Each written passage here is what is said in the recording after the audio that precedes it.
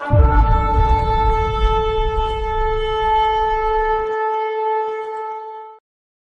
लोग जल्दी से न्यायकर्ताओं की पुस्तक जजेस चैप्टर 6 में आ जाएंगे। हम लोग फर्स्ट पार्ट को छोड़ेंगे, सेकंड पार्ट को पढ़ेंगे 11 से।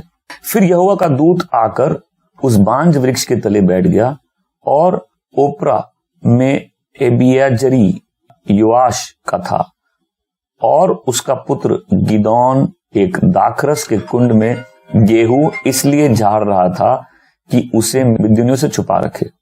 यहोवा के दूत गिदोन के सामने प्रकट हुआ और उसने कहा, यहोवा तुम्हारे साथ है, तुम जैसे शक्तिशाली सैनिकों के साथ है। तब गिदोन ने कहा, महोदय, मैं शपथ खाकर कहता हूं कि यदि यहोवा हमारे साथ है तो हम लोगों को इतने कष्ट क्यों हैं? हम लोगों ने सुना है कि उसने हमारे पूर्वजों के लिए अद्भुत कार्य किए। हमारे पूर्वजों ने हम लोगों से कहा कि यहोवा हम लोगों को मिस्र से बाहर लाया, किंतु अब यहोवा ने हम लोगों को छोड़ दिया। यहोवा ने मिद्यानी लोगों को हम लोगों को हराने दिया। यहोवा गिदोन की ओर मुड़ा और उससे बोला, अपनी शक्ति का प्रयोग करो, जाओ और मिद्यानी लोगों से इजराइल के लोगों की रक्षा करो। क्या तुम नहीं समझते कि मैं यहोवा हूं जो तुझे भेज रहा है? किंतु गिदोन ने उत्तर दिया और कहा, महोदय, क्षमा करे, मैं इजराइल की रक्षा कैसे कर सकता हूं? मेरा परिवार मनशेष के परिवार समूह में सबसे कमजोर हूं मैं अपने परिवार में सबसे छोटा हूं। यहोवा ने गिदोन को उत्तर दिया और कहा, मैं निश्चय ही मिद्यानी लोगों को हराने में सहायता करने के लिए तुम्हारे साथ रहूंगा।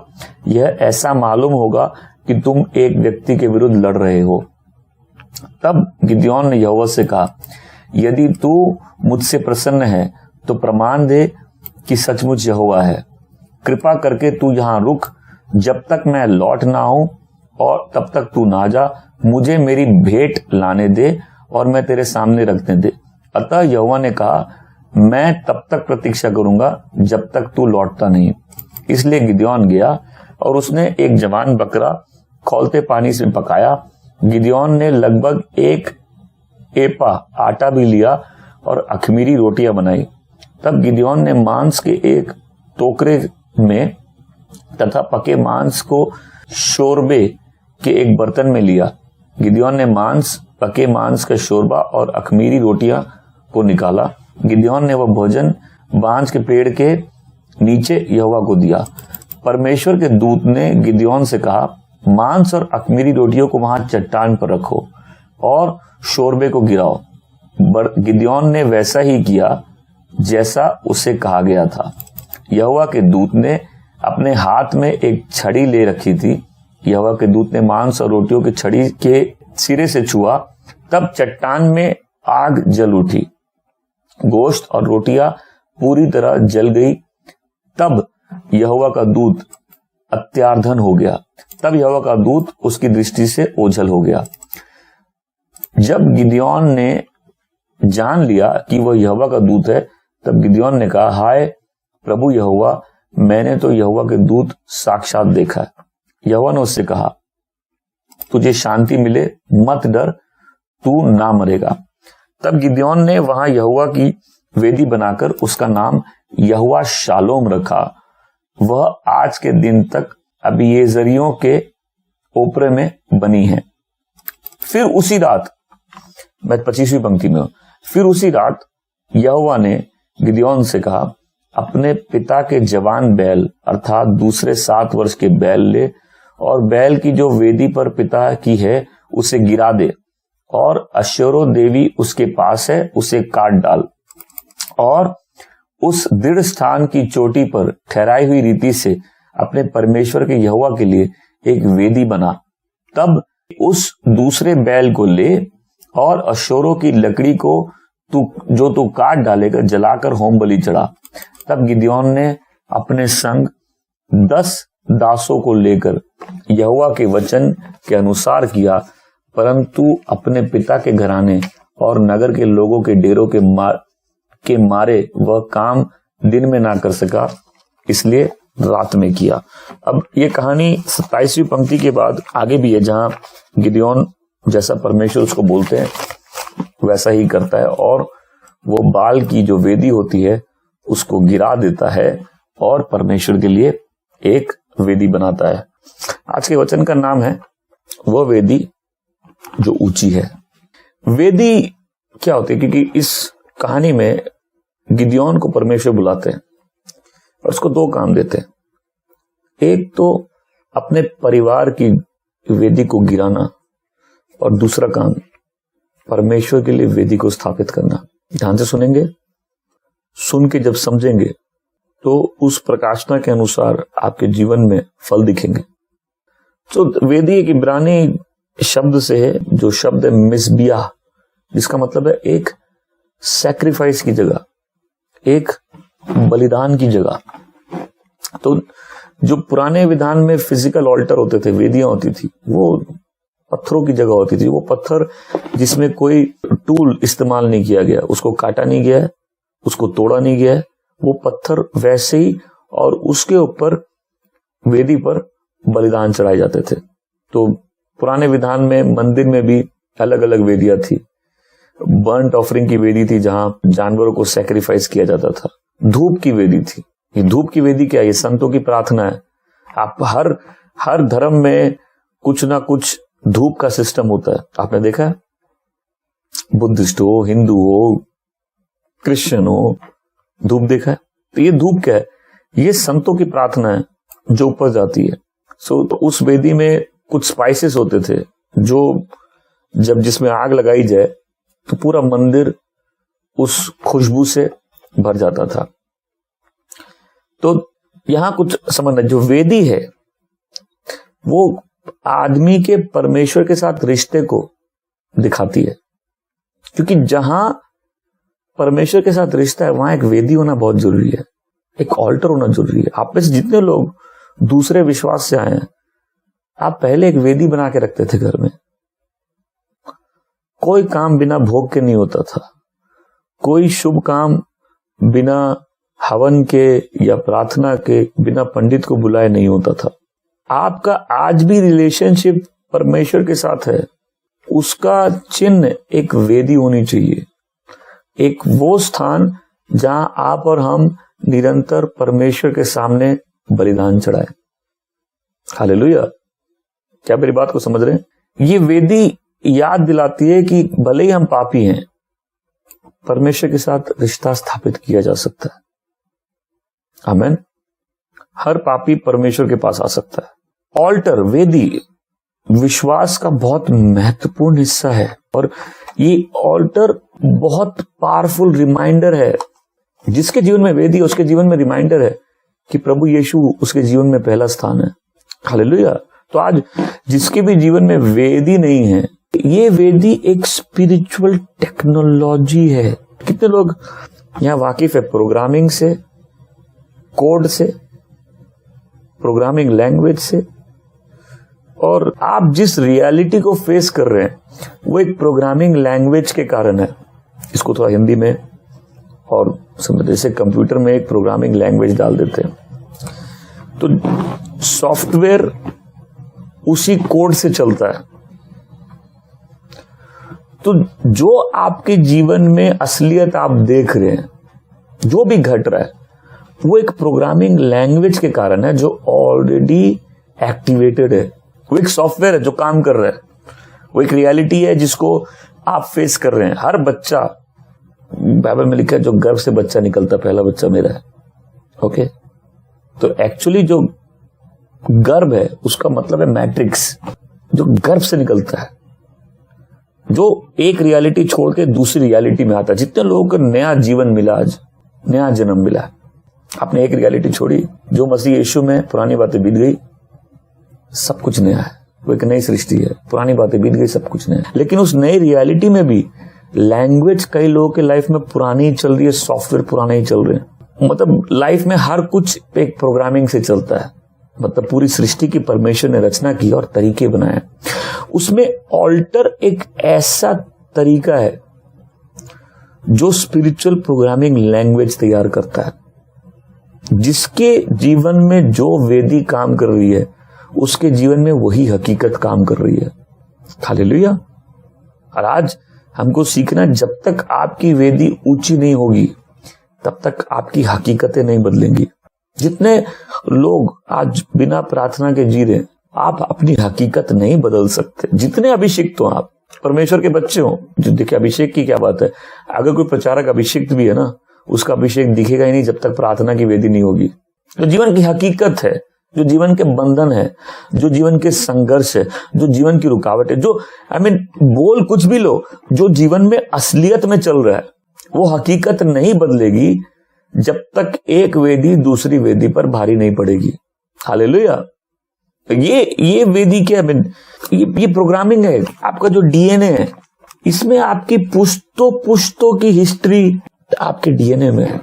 मतलब आपका डीएनए ऐसा स्टोरेज सिस्टम है कि उसका इतना छोटा कितनी सारी इंफॉर्मेशन रख सकता है आपके पहले पूर्वज से अभी तक। तो आपने कैसा कौन सा कमाल किया है जो आप अपने पूर्वजों से अलग जीवन जी पाए? हमने ऐसा कौन सा कमाल किया है? ठीक है, आप बोलेंगे हमने प्रभु यीशु मसीह को ग्रहण किया, ठीक है, प्रभु ने सब कुछ नया किया, लेकिन हकीकतें बदलने के लिए एक वेदी होनी चाहिए। एक वेदी होनी चाहिए जो पुरानी वेदी से ऊंची वेदी है, जो पुरानी वेदी से सामर्थी वेदी है। एक वेदी होनी चाहिए जो पुराना कोड ब्रेक करे और एक नया कोड एक्टिवेट करे, जो पुरानी लिखी हुई बातों को खारिज करके नई लिखी हुई बातों को अपने जीवन में एक्टिवेट करे। आपके पास भाग्य है, लेकिन उस भाग्य के साथ संघर्ष होगा, और अच्छा संघर्ष अगर करना है तो आदमी को प्रार्थना करना सीखना जरूरी है। मैं सब बोले प्रेयर करना सीखना जरूरी है। प्रेयर करना सीखना जरूरी है, क्योंकि मेरा जो परमेश्वर के साथ रिलेशनशिप है, मेरी वेदी उसका प्रतीक है। वेदी चिन्ह है कि मेरा परमेश्वर के साथ एक रिलेशनशिप है। अभी स्वर्गदूत गिदियोन को मिलता है और उसको उसका भाग्य बताता है, लेकिन उस भाग्य को एक्टिवेट करने के लिए एक वेदी चाहिए। आपके पास कितनी भविष्यवाणियां हैं, आपके पास कितने वादे, इससे मतलब नहीं रखता। अगर आपका प्रार्थना का जीवन नहीं है तो आप उन वादों को, उन भविष्यवाणियों को अपने जीवन में पूरा होते नहीं देखेंगे।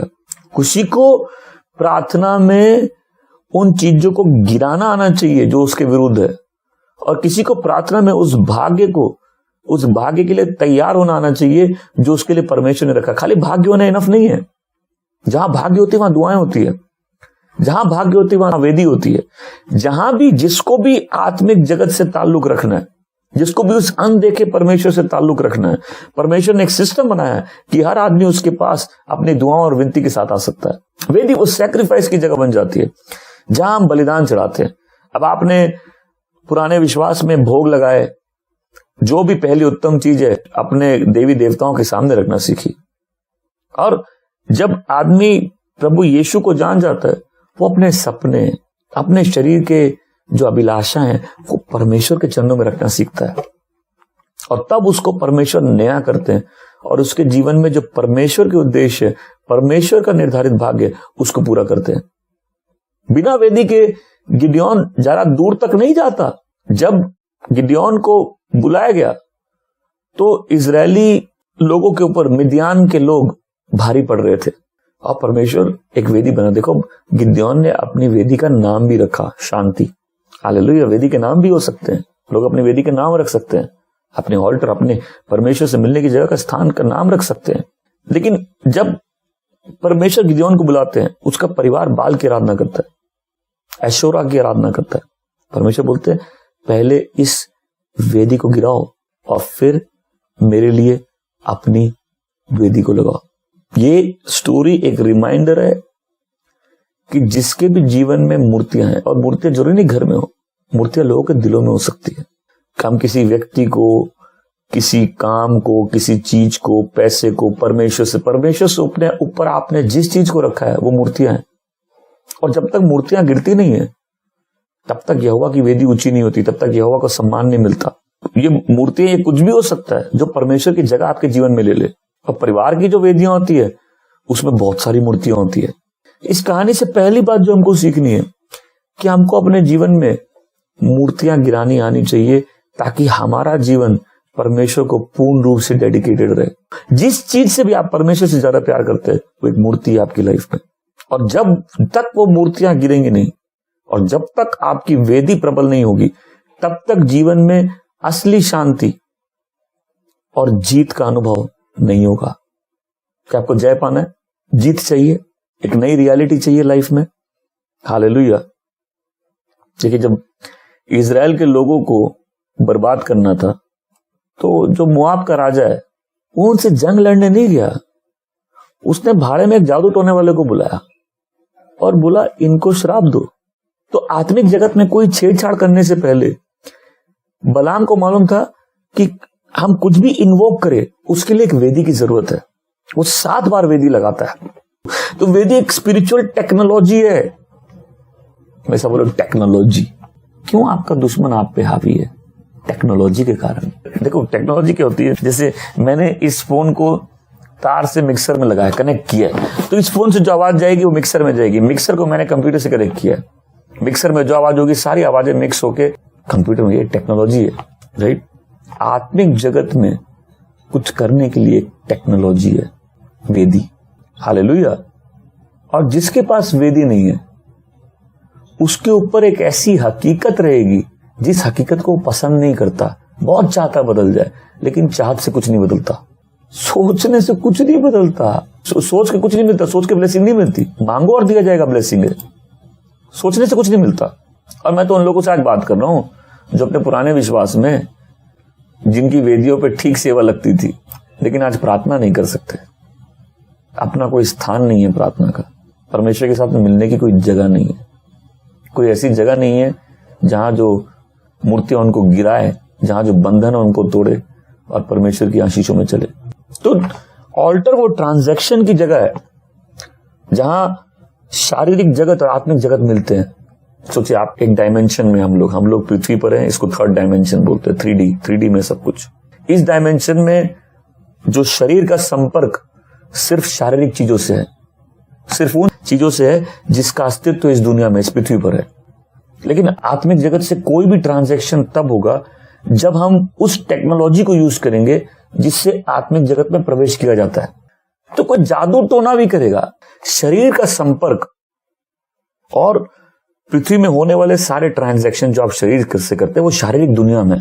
अब आत्मिक दुनिया में जिसको प्रवेश करके अपने जीवन में कोई भी ट्रांजैक्शन चाहिए, उसको परमेश्वर ने जो तरीका बनाया, वेदी। अब वेदी तरीका परमेश्वर ने बनाया, और सारे धर्म के लोग जानते हैं बिना वेदी के कोई आत्मिक काम नहीं होते। वेदी को चालू ही बलिदान से किया जाता है। हर धर्म में बलिदान की एक जगह है। जब तक बलिदान नहीं चढ़ते वेदी काम करना चालू नहीं करती।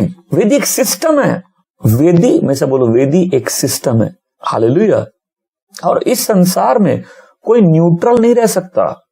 कोई बोल नहीं सकता हम तो बड़े बुद्धिजीवी हैं, हम तो इन सब सुपरस्टिशन पे बिलीव नहीं करते। न्यूट्रल व्यक्ति लोग की कोई जगह नहीं है। या तो व्यक्ति अंधकार में है या तो वो ज्योति में है, और जो अंधकार में है या ज्योति में है, दोनों के लिए आत्मिक जगत से संपर्क करने के लिए वेदी बनी है। ये बड़ों से लेकर बच्चों तक मैं हर जन को समझाना चाहता हूं, सिर्फ परमेश्वर से तुम ये नहीं बोल सकते हमको नया जन्म मिल गया। अगर उद्धार है तो रिश्ता है, अगर रिश्ता है तो प्रार्थना है, अगर प्रार्थना है तो वेदी है, और अगर वेदी है तो एक नई हकीकत है जो पहले नहीं थी। आज जो सुन रहे हैं वो बहुत इंपॉर्टेंट है, ध्यान देके सुनेंगे। क्यों हकीकत नहीं बदल रही? हकीकत बदलनी है। जो लोग यहाँ जुड़े हैं आपको नहीं मालूम, आपकी लाइफ किसी मैन ऑफ गॉड से जुड़ी है जिसके कारण आपकी लाइफ की बहुत सारी हकीकत बदली है। मैं इसलिए उस इंस्ट्रक्शन में समझा रहा था, यहां गड़बड़ी नहीं करनी है। लोग जब अपना जीवन बदलना होता है वो परमेश्वर के दासों को खोजते हैं। तो आप अपनी पुरानी बुद्धि में, पुराने विश्वास में भी अगर आपको जीवन बदलना हो तो आप जादू टोने वाले को खोजेंगे, आप किसी बड़े एस्ट्रोलॉजर को खोजेंगे। मैं झूठ बोल रहा हूं? आप किसी बाबा या गुरु को खोजेंगे। सही बात है ना? यहां भी जिसको जीवन बदलना है वो किसी मैन ऑफ गॉड को खोजेगा। ऐसा व्यक्ति जो आत्मिक आशीष है उसके जीवन में लाने का रास्ता उसको बताएगा। आप में से जो लोग अपने गुस्से पे कंट्रोल नहीं है, आप भाग्य को भूल जाओ। गुस्सा मूसा की मिनिस्ट्री उससे छीन लेता। आप मूसा से ज्यादा अभिषेक और परमेश्वर के करीब नहीं है। जो लोग डिप्रेस रहते, डिप्रेशन एलिया की मिनिस्ट्री खत्म कर देता है। आप एलिया से बड़े नबी नहीं है। जिस चीज को आप अपने आप को चिपकने दे देंगे ना, वही चीज आपकी हकीकत बन जाएगी। इसलिए परमेश्वर का शालोम, उसका आनंद, उसमें बढ़ना आपको आना है, और ऐसे द्वार बंद करने जो आपके जीवन से ब्लेसिंग चुरा लेते हैं। बहुत सारे गुस्से वाले लोग हैं मेरे आंख के सामने। आगे बढ़ना भूल जाओ। आपको चुगली, लोगों की बुराई, गॉसिप छोड़ के कुछ आप भाग के भूल जाओ ना। आप थोड़ा आगे बढ़ोगे फिर वहीं गिरोगे। गुस्से वाले लोग या तो किसी का माथा फोड़ेंगे या अपना माथा फोड़ेंगे। जोड़ने की टेक्नोलॉजी नहीं है गुस्से में। और जो व्यक्ति गुस्सा आने पर एक अलग आदमी बन जाता है, वो उस व्यक्ति की तरफ है जिसने बहुत पी लिए और अब वो पी के अलग आदमी हो गया, क्योंकि जब उसका गुस्सा ठंडा होगा उसको होश आएगा मैंने क्या किया। तो मतलब आप गुस्सा आने पर ऐसे व्यक्ति बन जाते हो कि शैतान आराम से आपकी तबाही कर सकता है। बाद में आप पश्चाताप करते रहो। कई लोग हैं, आपने बहुत प्रार्थनाएं की, एक सीजन में बहुत मेहनत की, शैतान ने 10 मिनट में आपसे चुरा लिया जो भी आपने कमाया था, और आपको वहीं लाके खड़ा कर दिया। बोला भाई साहब ये आपकी हकीकत है। प्लीज आज लोगों को बोल रहा हूं, समझा रहा हूं, अपने जुबान पे कंट्रोल करना सीखो। जुबान के कारण लोग गिरते हैं। हर जन को अपने मुंह से हर एक फालतू शब्द का हिसाब देना पड़ेगा। अभिषेक चरित्र का रिप्लेसमेंट नहीं है। यहाँ लोगों को रिश्ते निभाना सिखाया जाता है। बना तो कोई भी लेगा, निभा के दिखाओ। जो लोग अगर आपकी लाइफ में ब्लेसिंग, आप उनको ही गुस्सा करके भगा देंगे, उनसे ही लड़के भगा देंगे, तो आप जितने ब्लेस्ड हो, गेट तो खुला है। चोर आता है चुराने मारने। आप चोर के कैरेक्टर को नहीं बदल सकते, अपना बदल सकते हैं। खुद समझदार बन के घर लॉक करना सीख सकते हैं, ताकि आपकी जो ब्लेसिंग है आप उसमें सुरक्षित रहे। आमेन। हमेशा बोले मैं इंपॉर्टेंट रिलेशनशिप्स बनाना सीखूंगा। और सुनो, माँ बाप हो, स्कूल का टीचर हो, चर्च का पास्टर हो, आत्मिक पिता हो, कोई भी व्यक्ति जो आपके ऊपर अथॉरिटी में, आप उनसे नहीं बना सकते तो आपकी लाइफ बहुत डिफिकल्ट रहेगी। माँ बाप के साथ रिलेशनशिप ठीक नहीं है, तंग रहोगे कि नहीं? क्योंकि अथॉरिटी जब तुम्हारे अगेंस्ट में होगी, तुम अथॉरिटी के अगेंस्ट में, बहुत खुशी की बात है, तुम कुछ नहीं कर सकते। यही प्रॉब्लम है, तुम अथॉरिटी के अगेंस्ट में कुछ नहीं कर सकते। अथॉरिटी तुम्हारे अगेंस्ट में बहुत कुछ कर सकती है। हालेलुया। इसलिए मेरा विनम्र निवेदन है सारे बच्चों से, वो बच्चे जिनके माँ बाप अभी तक पृथ्वी पर है, उनसे सुलह करने का तरीका खोजो। उनकी शांति, उनकी ब्लेसिंग्स बहुत काम की है। हालेलुया। अभी आपको चर्चेस में नहीं समझाया जाएगा, ये भी आप जानते हैं, ये आत्मिक रहस्य है। इसलिए हर एक बात गहरी बात है। जहां भी आपके ऊपर अथॉरिटी है, उनके साथ ठीक रहना सीखो। वो एक प्रोटेक्शन बन जाती है। आमेन। वो एक अम्ब्रेला की तरह है। तब आप ब्लेसिंग्स एंजॉय कर पाएंगे और आपसे ब्लेसिंग्स कोई चुराएगा नहीं। हालेलुया। क्या हम लोग ब्लेस्ड हो रहे हैं? तो आपका परमेश्वर से रिश्ता है। अगर रिश्ता है तो एक वेदी होनी चाहिए। वो वेदी दिखाएगा कि आपका परमेश्वर से रिश्ता। और फिर मैं टेक्नोलॉजी के बारे में समझा दूं। हम जिस शरीर में हैं, आप आत्मा है, आप शरीर के अंदर है, लेकिन इस शरीर के अंदर होने के कारण ये जो पृथ्वी की हकीकत है, क्या है कि आप पृथ्वी की चीजों से ही संपर्क कर सकते हो। स्वर्ग से या नर्क से कोई भी ट्रांजैक्शन करने के लिए वेदी होना जरूरी है। तो देखिए, जीवन की हकीकतें शारीरिक जीवन से नहीं बनती, वो आत्मिक जीवन से बनती है। हालेलुया। जो स्पिरिचुअल कोड लाइफ में लिखे हैं, उससे फिजिकल जीवन इंपैक्ट होता है। जो आत्मिक लैंग्वेज जीवन में काम कर रही है, वही शारीरिक हकीकतें बना रही है। हकीकत बदलने के लिए, उस रियलिटी को चेंज करके एक नई रियलिटी में चलने के लिए वेदी, आपकी वेदी दूसरी वेदी से ऊंची होनी चाहिए। तो एक जब ईवल वेदी, दुष्ट वेदी होती है, वो क्या करती है? ईवल ट्रांजैक्शन करती है। श्राप, बीमारियां, हार, ये लोगों की लाइफ में ऑटोमेटिकली चेज का। आप जिस जॉब में चले जाओ, देखो अगर कितनी ज्यादा सैलरी है उससे पैसे बनते, तो बहुत लोगों के पास पैसे आते, जाते कहां उनको नहीं मालूम। वो हिसाब करने बैठे गया कहां। लेकिन इस सीजन में प्रभु फाइनेंशियली लोगों को ब्लेस और इस्टेब्लिश करेंगे। सुपर नेचुरल, मैं सब बोलो सुपर नेचुरल से कुछ नहीं होता। Super natural harvest. बीमारी, अब बीमारी लोगों के कितने पैसे डुबाती मालूम है? तो दुश्मन ने क्या किया? बोला इसको पैसे आन दो। अगर आपके जीवन के विरुद्ध कोई वेदी है, आप घूम के उसी जगह आओगे। फैमिली आगे नहीं बढ़ेगी। जो भी बंधन है उसको तोड़ना बड़ा कठिन रहेगा। ये भूत भगाने से नहीं भागते हैं। कुछ प्रॉब्लम को वेदी फाइनेंस कर रही है, कुछ प्रॉब्लम्स को वेदी फाइनेंस कर रही है। ये वो जगह है जहां भाग्य बुलाए जाते हैं, यहाँ भाग्य का समझौता होता है। ये डोरवे बन जाता है डिमोनिक अटैक्स के लिए। यहाँ फाउंडेशन से लड़ा जाता है। देखो, फाउंडेशन जब खराब हो इमारत नहीं बन सकती। प्लीज बहुत ध्यान से सुनिए। आपकी आगे बढ़ने की चाहत पे सवाल नहीं है, सवाल इस बात पे वहीं आके कैसे खड़े होते हैं जहां से चालू किया था। इसका मतलब जो चीजें हैं वो बुनियाद से लड़ रही है। कुछ ऐसा प्रोग्राम लिखा हुआ है कि आदमी जितना दूर चले जाए उसको वापस हो, जैसे उड़ाऊ पुत्र बहुत दूर गया था घर आ गया, ये कमाऊ पुत्र जितना आगे निकल जाए ये भी लौट के उसी घर में आ जाएगा जो बंधन का घर है। मतलब आदमी का चमकते हुए भाग्य को शर्मनाक कर दो। लेकिन इसलिए तो इतने लोग डरते हैं ना कि जब उनके साथ कुछ अच्छा होता है उनको डर लगता है कि ये चला जाएगा। होता है, कितने लोगों के साथ ऐसा होता है, अच्छा लगता है तो डरता है? ईमानदारी से हाथ उठाएंगे, कितना अच्छा लगता है तो डरता है, हाथ उठाएंगे। इसके मतलब आपकी वेदी अभी प्रबल नहीं हुई है। ये वो जगह जहां भाग्य को शर्म में बदल दिया जाता है, शर्मिंदा कर दिया जाता है भाग्य को। मैं लोगों तो कुंडली में तुम्हारे क्या लिखा है इससे क्या फर्क पड़ता है, लाइफ में क्या हो रहा है वो देखो ना। तुमको प्रोफेसी क्या मिली उससे क्या फर्क पड़ता है, एक्चुअल में क्या हो रहा है वो देखो ना। अब आप समझ रहे मैं क्या बोल रहा हूँ। डिसअपॉइंटमेंट्स, गरीबी, बीमारी, समय से पहले मर जाना, शर्मिंदा होना, मांग कर जीना, दुख से भरे रहना, इसका मतलब है कि स्पिरिचुअली कुछ चीजें एक्टिवेटेड है। वही पुराने पाप वापस आ जाना, वही दोस्त होना जो दोस्ती के लायक नहीं है। जितने एस्पेक्ट बोल रहा हूं कितने इंपॉर्टेंट है। अगर अच्छे रिश्ते जीवन को उठाते हैं तो बुरे कितने जल्दी गिरा सकते हैं। और किसी को ऐसे दोस्त मिल जाए जो दोस्त होने के लायक नहीं है तो उसका जीवन कैसा रहेगा। अपनी लाइफ की डिटेल सबको मत दिया करिए। कितनी बार बोला हूं, मैं बोलता हूं जो कुछ भी यहां सीख रहे आप उसको प्रैक्टिकली अप्लाई करिए, ठीक है। तो 4 जन का नाम लिखिए जो सब जगह अपनी बातें बोलते रहते हैं और उनकी हालत देखिए। तो अब आप तौबा कर लोगे, बोलोगे हमको सब जगह मुंह नहीं खोलना, तो फिर आपको ऐसा लगेगा प्रभु आपकी प्रार्थना जवाब ही नहीं दे रहे। अच्छा, कितने लोगों को ऐसा लगता है प्रार्थना जवाब ही नहीं मिल रहा। हम प्रार्थना करें, हम प्रेयर करें, हमको प्रेयर का जवाब ही नहीं मिल रहा। आप देखेंगे आपके हर काम में डिले, हर काम में देरी, आपका नाम बदनाम हो गया।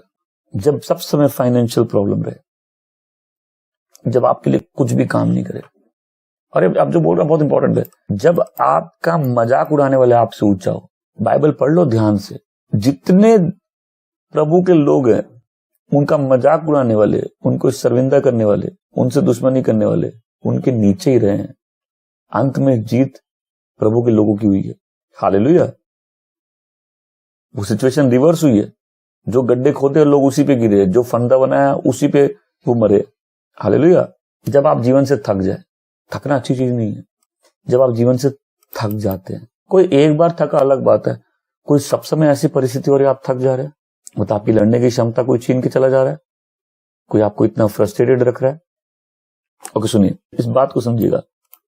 प्रॉब्लम सबके साथ आते हैं, कोई ना कोई प्रॉब्लम पड़ता है, राइट।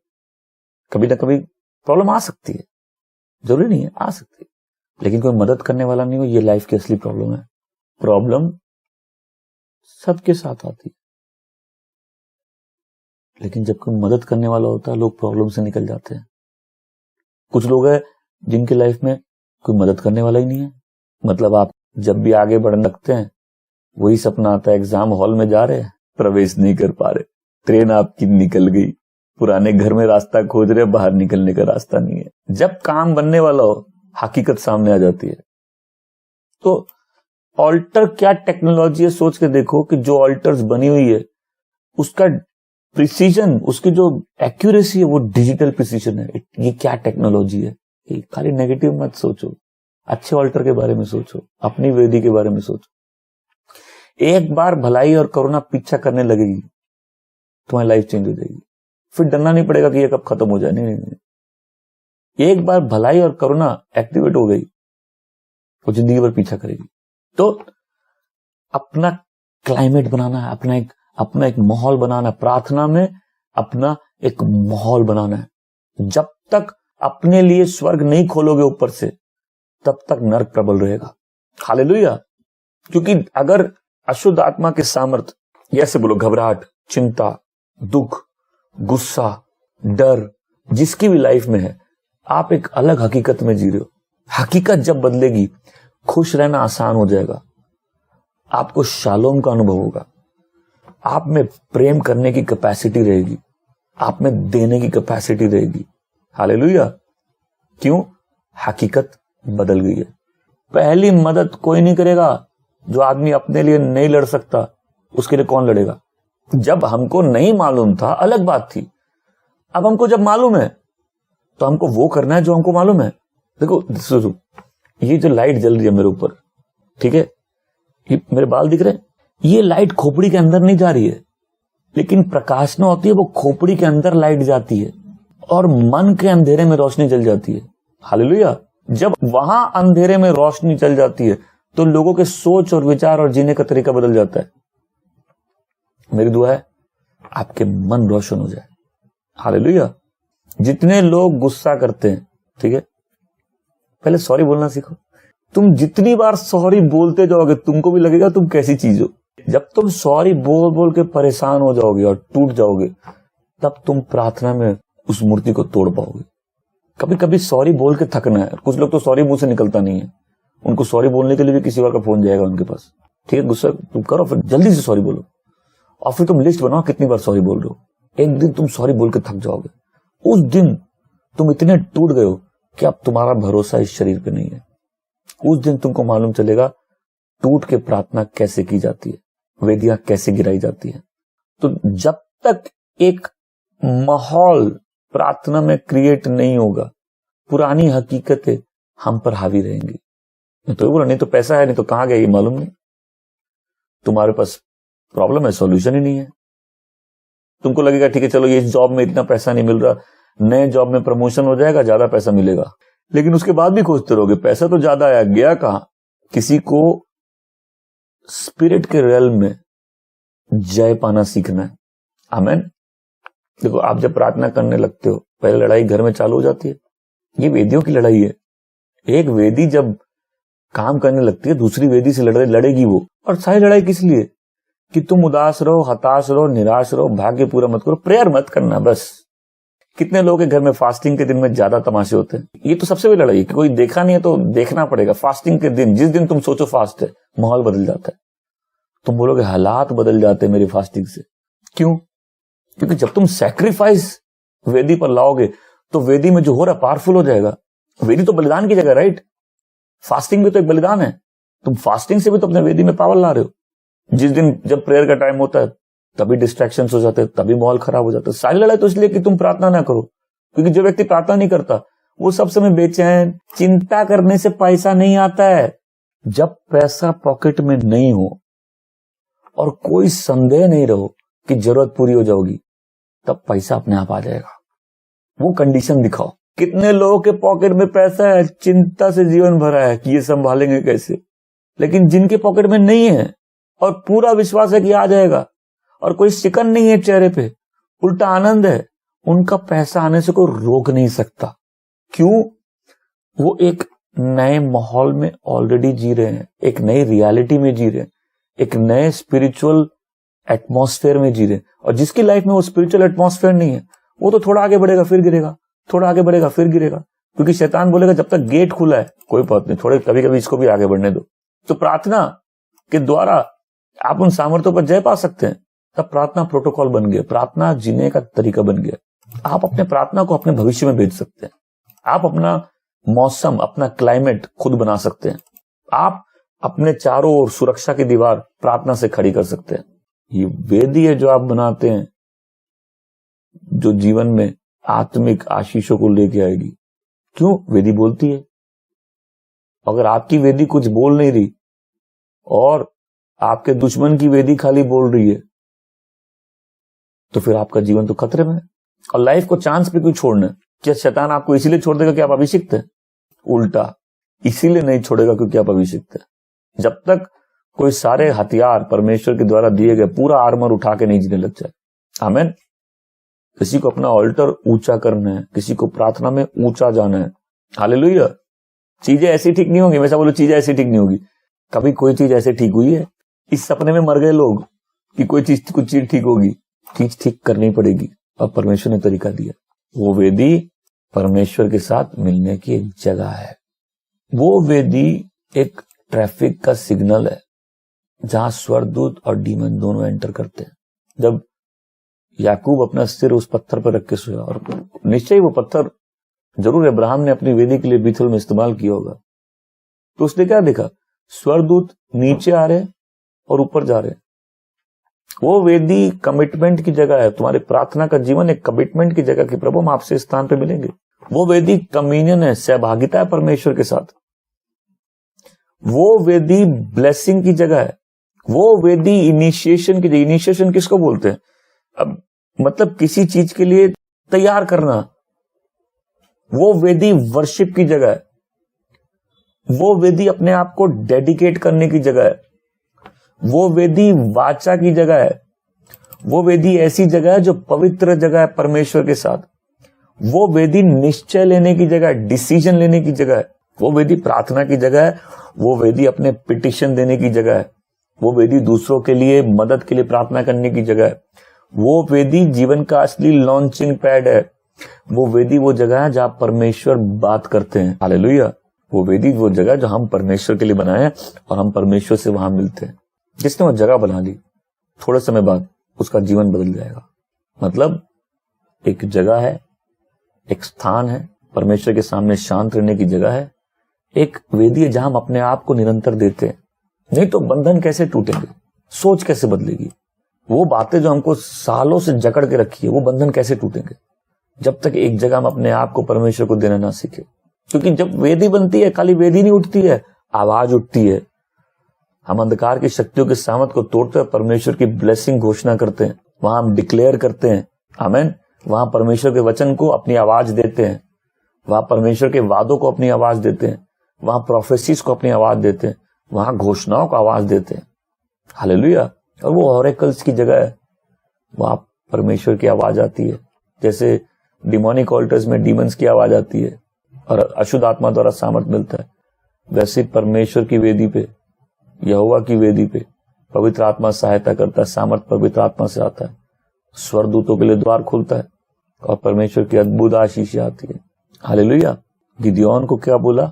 घर की वेदी गिराओ। घर की वेदी मतलब क्या? उनके घर में बाल की आराधना चल रही थी, तो पहले वेदी गिराओ और मेरे लिए एक वेदी बनाओ। हालेलुया। ऐसे भाग्य बनते हैं। कितने लोग आज मन बनाएंगे?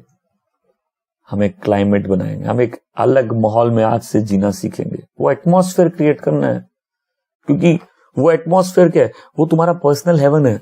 अगल बगल नर्क कितना मतलब नहीं, तुम्हारा पर्सनल हेवन खुला रहना चाहिए।